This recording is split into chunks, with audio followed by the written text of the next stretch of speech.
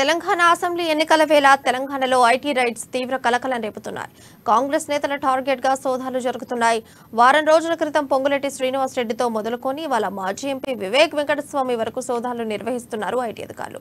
అప్రకటిత ఆస్తులు, ఎన్నికల నగదు ఇంట్లో ఉన్నాయన్న సమాచారంతో దాడులు నిర్వహిస్తున్నట్లు అధికారులు చెబుతున్నారు. ఇక ఇదే అంశంపై మరింత సమాచారం మా ప్రతినిధి శ్రీనివాస్ లైవ్ ద్వారా తెలియజేస్తారు. శ్రీనివాస్, చెప్పండి. Thank you Priya. ఈరోజు జరుగుతున్నటువంటి ఐటీ దాడులు ఏవైతే ఉన్నాయో ఈ కక్షపూరితమైనటువంటి దాడులుగా ఈ యొక్క కాంగ్రెస్ పార్టీ వర్గాలు అభివర్ణిస్తున్నాయి. ఈ నేపథ్యంలోనే ఈ యొక్క అధికారంలో మేమున్నామా, వాళ్ళున్నారా, వాళ్ళ ఇళ్ల పైన దాడులు జరగాల్సింది పోయి మా ఇళ్ల పైన దాడులు జరుగుతున్నాయి. మేము అధికారంలో ఉండి మేము భూదందాలకు పాల్పడలేదు, తర్వాత ఏ విధమైన కుంభకోణాలకు పాల్పడలేదు, మేమేమి వేల కోట్ల రూపాయలు ప్రాజెక్టులు కానీ వర్కులు కానీ చేయట్లేదు. మా ఇళ్ల పైన దాడులు జరిపి మమ్మల్ని భయభ్రాంతులను గురి చేస్తూ మా కార్యకర్తల మనోభావాలను దెబ్బతీస్తున్నారు అని చెప్పేసి కూడా కాంగ్రెస్ పార్టీ వర్గాలు తెలియజేస్తున్నటువంటి పరిస్థితి ఉంది. ఏది ఏమైనప్పటికీ రాబోయేది ప్రభుత్వం ఏర్పడుతుంది తెలంగాణ రాష్ట్రంలో. ఈ రాష్ట్రంలో తెలంగాణ ప్రభుత్వం కుప్పకూలేటువంటి పరిస్థితి నెలకొన్నది కాబట్టి వాళ్ళలో భయాందోళనలు గురయ్యి వాళ్ళు భయాందోళనకు గురై మా యొక్క కాంగ్రెస్ పార్టీ యొక్క అభ్యర్థులపైనే దాడులు చేయడం అనేది చాలా దారుణమైన విషయం. ఇది కేంద్ర ప్రభుత్వం, తెలంగాణలో ఉన్నటువంటి బీఆర్ఎస్ ప్రభుత్వం రెండు కూడా కావాలని కక్షపూరితంగా చేస్తున్నటువంటి నేపథ్యంలో వాళ్ళ యొక్క బీఆర్ఎస్ పార్టీ ఏదైతే ఉందో అది వెంటిలేటర్ మీద ఉంది కాబట్టి వాళ్ళకి ప్రాణాపాయ స్థితిలో ఉన్నారు కాబట్టి, అధికార ప్రాణాపాయ స్థితిలో ఉన్నారు కాబట్టి మా ఇళ్ల పైన దాడులు జరిపి మమ్మల్ని భయాందోళనకు గురి చేస్తున్నారు. ఎక్కడ కూడా మా అభ్యర్థుల ఇళ్లలో సోదాలు జరిగిన నేపథ్యంలో ఎక్కడ కూడా విలువైనటువంటి సామాగ్రి కావచ్చు, నగదు కావచ్చు, ఎక్కడ కూడా మేము దొరకలేదు. మా ఇళ్లలో ఉంటే మేము భయపడాలి, మేము భయపడేది లేదు. వాళ్ళు ఎన్ని దాడులు చేసినా ఏది చేసినా కూడా కాంగ్రెస్ పార్టీ ఏదైతే ఉందో చేపట్టినటువంటి ఎన్నికల మేనిఫెస్టో 6 పథకాలు ఏవైతే ఉన్నాయో అవి ప్రజల్లోకి వెళ్ళిపోయాయి.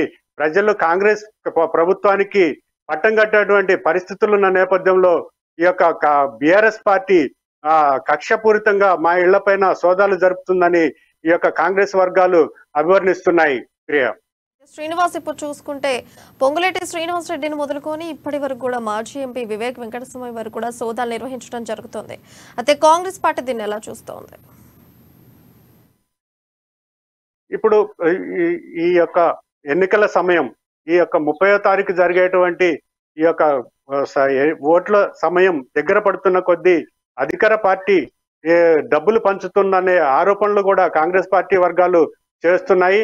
వాళ్ళు చేస్తున్నటువంటి డబ్బు పంపకాలే ఈ యొక్క కాంగ్రెస్ పార్టీ వర్గాల్లో కూడా డబ్బులు పంపకాలు జరుపుతుంది. ఈ యొక్క నేపథ్యంలోనే వాళ్ళ ఇళ్లలో డబ్బులు ఉంటాయి, లేకపోతే ఓటర్లకు ప్రలోభ పెట్టేందుకు బహుమతులు కూడా తెచ్చి ఇళ్లలో పెట్టుకుంటారు అనే ఉద్దేశంతో మా ఇళ్ల పైన దాడులు జరపడం జరుగుతుంది.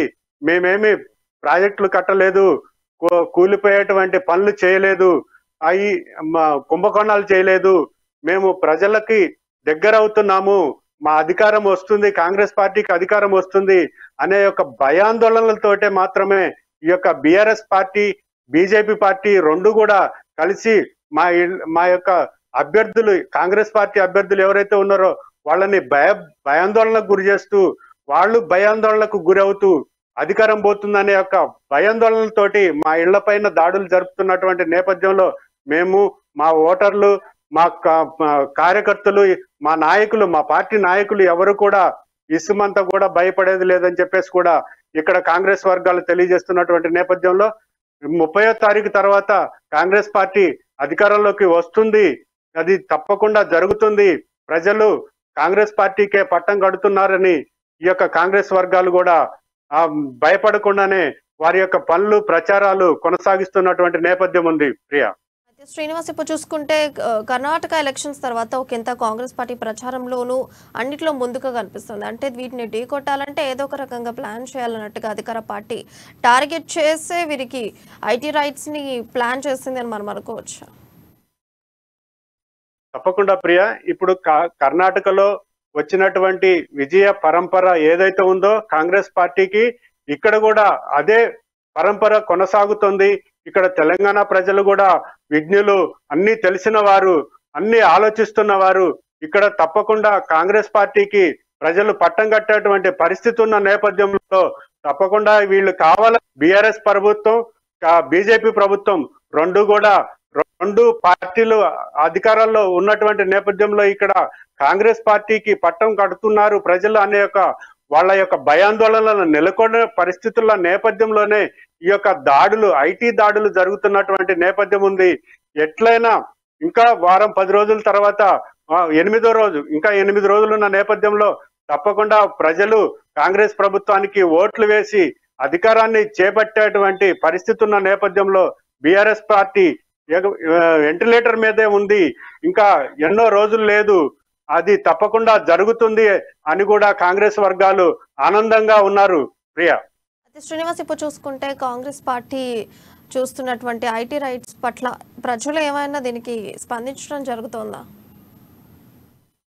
తప్పకుండా ప్రియా, ఇప్పుడు జరుగుతున్నటువంటి ఐటీ దాడులు ఏవైతే ఉన్నాయో తెలంగాణ రాష్ట్రంలో ఉన్నటువంటి ప్రతి పౌరుడు కూడా ఆలోచిస్తున్నారు, ప్రతి ఓటరు కూడా ఆలోచిస్తున్నారు.